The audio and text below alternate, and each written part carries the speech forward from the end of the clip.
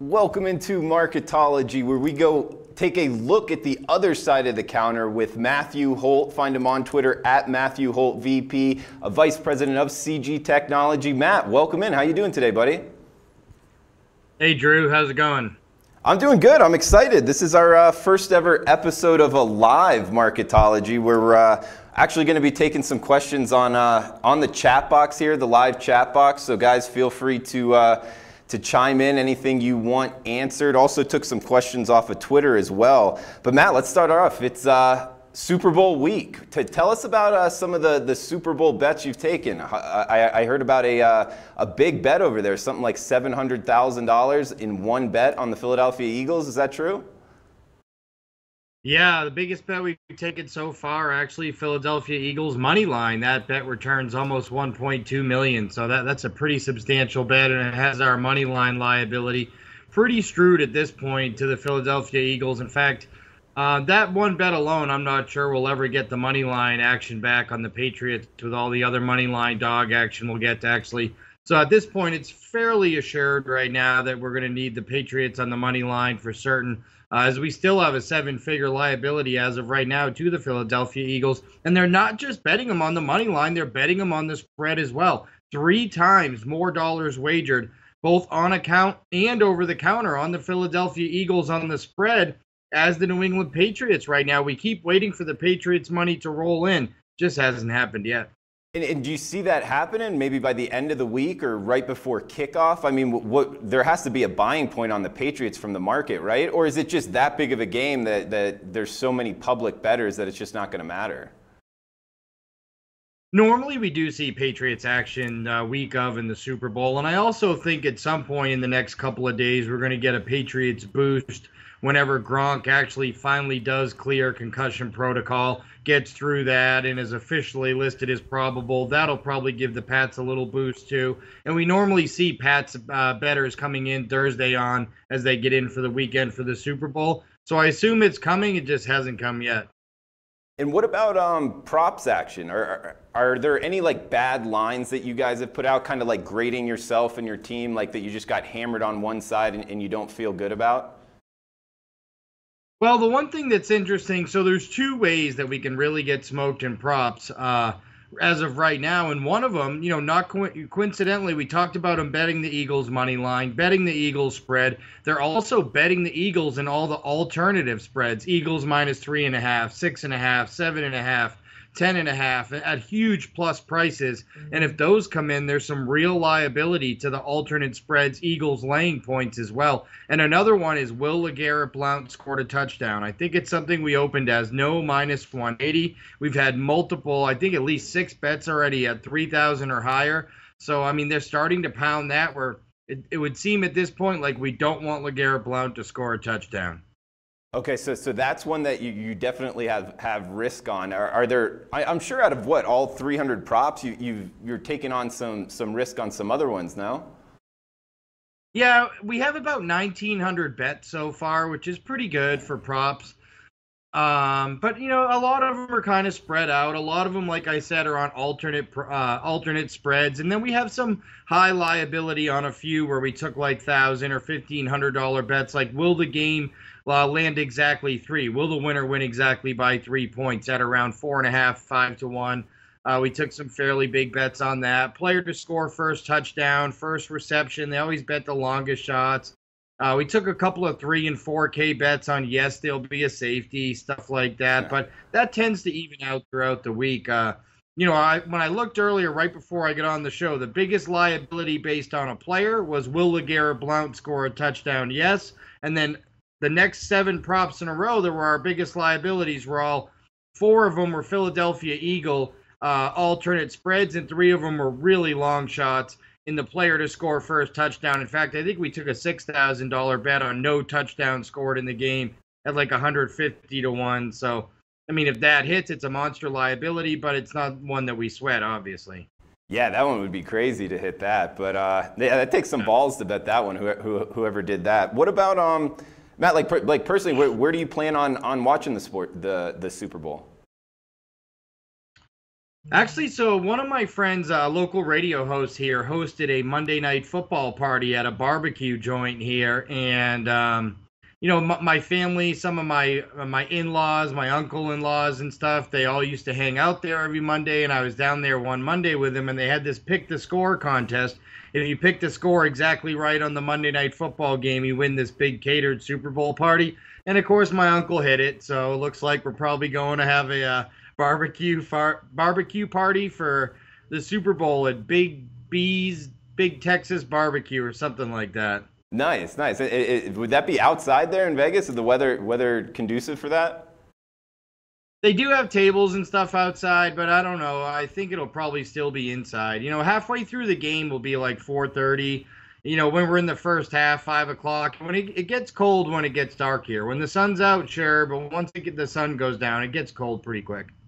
Okay, good stuff on the Super Bowl there, Matt. And guys, feel free to chime in any questions on the live chat.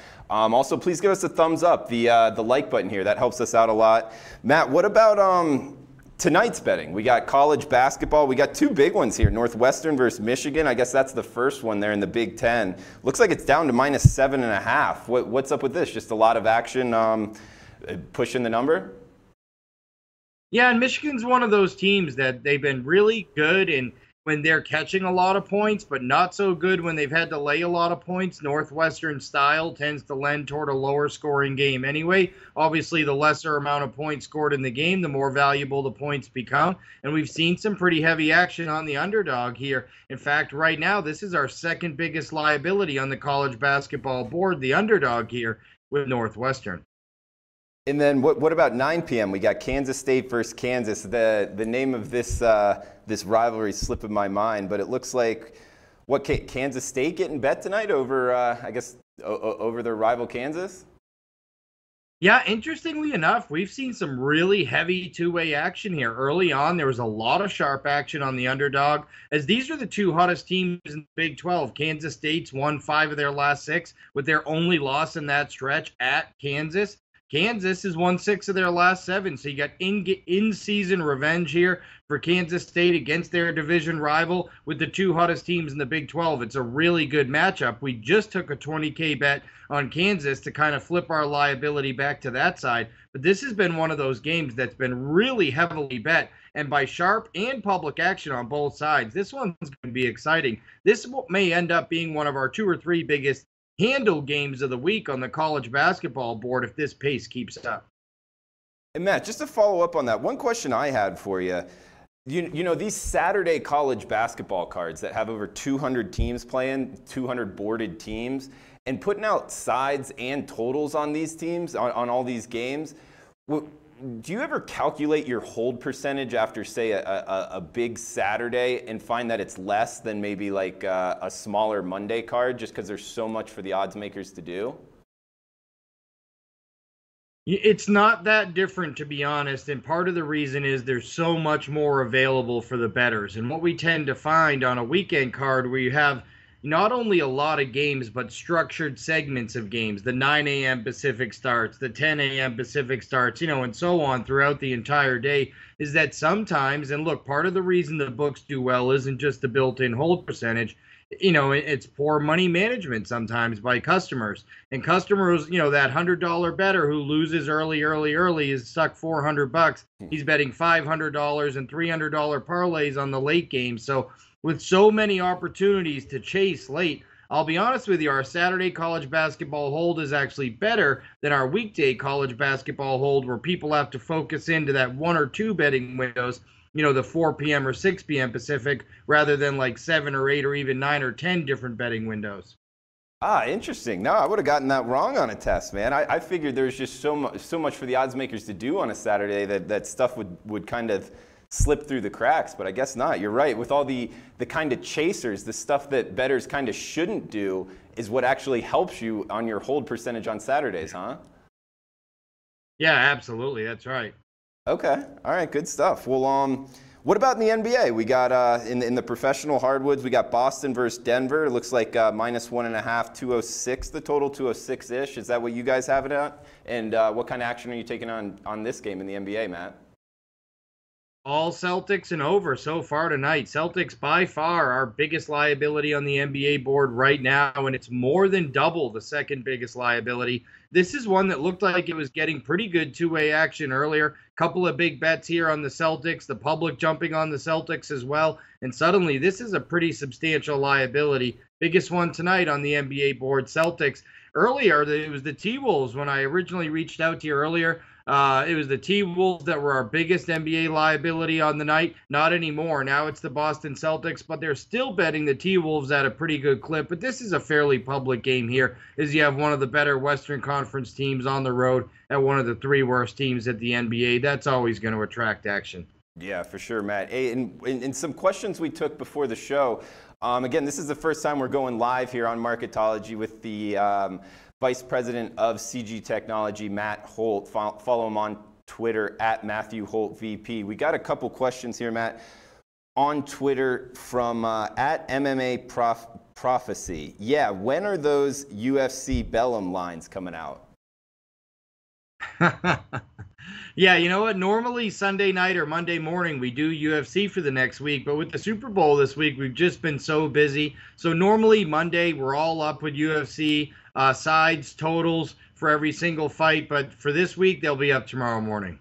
Okay, and are you doing that the show, the final round? And by the way, I got to give you a plug here. That I love that show. I love getting your picks, man. I feel like I'm definitely making money. I'm trying to learn the UFC more, and you've been hot of late. But are you guys going to do the show kind of every week going forward? Yeah, we do. We just skipped last week, actually. We do it every week, Wednesdays at 3 to 4 p.m. Pacific time from the Palms Sportsbook. Last week, my partner, Stephan Bonner, was out of town, actually helping one of his friends who was in a fight in South Carolina. And I had some other commitments, too, with some Super Bowl-related media. So because it wasn't a big card, we decided to skip it. But we'll be back this week, Wednesday, 3 to 4 p.m. Pacific time, live at the Palms. All right, good stuff. Yeah, I like that show a lot. The background's real cool, too, and great information. We got another question here from at mlathrop3. That's Mark Lathrop. Would love to hear any insight on how they calculate first half, second half totals in basketball as compared to the full game line. Is there, I guess, unique differences to putting out a first or a second half line rather than full game? Sure. So there's not an exact formula, and people will ask me this all the time. So they'll say, hey, I saw a game that had a pregame point spread of -6 and a first half spread of -3, but then I saw one that was -10 or -12 for the game, but that was -8 for the first half. Why? And that, you know, as the numbers fluctuate and the totals fluctuate, we also fluctuate first halves. And as that spread gets bigger, so doesn't the first half spread, because the theory is at some point in the second half there could be a letdown. A team's up so much, they kind of pull back the reins or they pull their starters, and that's how you get those backdoor covers. So while most 6-point NBA or college basketball favorites, the first half will be 3 or 3.5. But when you get to numbers like 10 or 12, say a 10-point favorite in the NBA, you rarely see 5, you normally see 6 or 6.5. You get to a 14-point favorite in the NBA, you almost never see 7. It's going to be 9.5, at least 9. And then that's because of the fact, again, that in the second half they may get up so much or they pull starters. And the totals on the games also affect, those first half spreads. So not an exact formula for it. There's kind of a case-by-case basis with each game. But when you've done so many games, you get a feel of what each game should be just based on the teams playing, what the total is. Also, it's really popular by the general betting public to bet teams like Celtics, Cavs, Warriors, Rockets, first half when they're laying big numbers. Nobody wants to lay 14 or 16, but they don't mind laying 9 or 9.5 first half, so you can get some anticipatory action into that. Second half is much more algorithmic based. Normally, it's just the pregame spread in total compared to what the score is now. Try to put out something that makes sense, algorithms based for the rest of the game. Okay, good stuff. And guys, just a reminder, we're doing this live, so any questions, feel free to chime in on the live chat. Also, the thumbs up button, the like button, it helps us out. And yeah, we're growing in with all the watchers. We appreciate you guys tuning in. Try to be doing this every week going forward. So if you want to make plans to join us. We also got Is there like a number that you won't go under on totals in college basketball? Like I know Virginia totals are starting to get into like the 1-teens here, like 1-17s we'll see, or even first half totals. Mark asking a question, under 60 is tough to pull the trigger on the under. Do you guys take that into account, Matt, as far as like most bettors won't go under a certain total? No, you can't. You really have to take it on a team-by-team basis. I mean, the Wisconsins and the Virginias of the world are on the ultimate low side, but you have teams in college basketball like Duke and Florida State that are on the ultimate high side, too. I mean, put a Duke and Florida State game together. Last time they played, I think it was 202. Yeah. Ended up being the final tally between the two, but those totals are going to be around 180. A Virginia-Wisconsin game's probably going to be around 109 or 110. That's just how it works in college basketball, and you have to be able to deal with those fluctuations. Okay, and we got to give some love to Craig West here in the chat box. Can anyone tell me where I can bet NCAA wrestling, please? I cannot. Do you know anybody taking bets on NCAA wrestling in Vegas, Matt? No, since I've been involved in sports betting, which is every single day of my life since I graduated college, I've never seen a bet taken in the state of Nevada on NCAA wrestling. All right. And what about arena football? Just off the top of my head, is Vegas taking bets on arena football still? We don't as much as we used to. Look, arena football actually had a nice little run there for a while where, I mean, not only was it a popular sport, or at least semi-popular sport on television, but it was a really popular sport among sharp bettors. You know, WNBA went through that same phase for a while where the sharps were able to get down enough money to make it worth their while to spend time on it. And they were able to make a lot of money on it. A lot of sharps were able to make a lot of money on arena football. The problem is when the only people betting it are the sharps, eventually those limits start to die down and there's no interest from the general public. That's been the case with arena football, much like the WNBA, where you just don't have any general public interest anymore. And a lot of shops, because of that, have just stopped offering it. Okay. And guys, we're trying to keep it around 20 minutes. Don't want to take too much time from Matt. It's a busy week, obviously. But any last questions here, feel free to chime in on the live chat. Had some other questions as far as, well, what about the XFL? Do you think you'll be taking bets on the XFL when that comes out, Matt?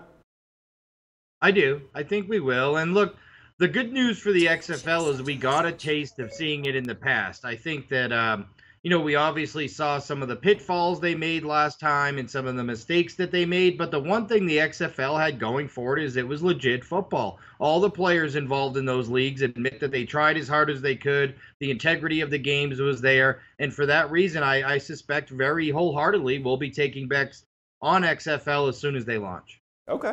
Okay, good stuff, Matt. And just a personal question here. You know, being in Vegas, a lot of people interested in just really all things Vegas and your lifestyle as a bookmaker. I know you're married now with kids, happily married, but does Las Vegas have the best-looking women out of any place you've ever lived before in your life? Yeah, I certainly do. I think when you look at, let's just call it attractive people overall, California, the West Coast overall seems to have a really good reputation for attractive people. And I think a lot of it has to do with the weather. I mean, it's hard to tell sometimes. You go up in Boston and New York in the wintertime and people have 17 layers on. They may be more attractive than they look in that Eskimo suit, but it sure is hard to tell. It's all bikinis and sundresses here. It makes it a little easier. Thus, we get the reputation as the most beautiful city in the world. I like it. Well, anything you want to throw out there, Matt, before I guess we shut this down? No, that's about it. Look, it's going to be a crazy week. I always tell people, try not to get too caught up this week. You know, you're going to see hundreds and hundreds, literally, of betting options. Have fun with it. You know, don't get too serious into all the props. I think people find that there's a little pressure to make extra bets this week because it's the Super Bowl and because there's so many props. You know, make sure if you're betting all these props that you're doing it for the right reason, that you either go into it with the mindset of having fun or that you're only betting 3 or 4 that you feel like you have an advantage on. If you're betting 30 to 40 props this week, that you probably don't have the advantage.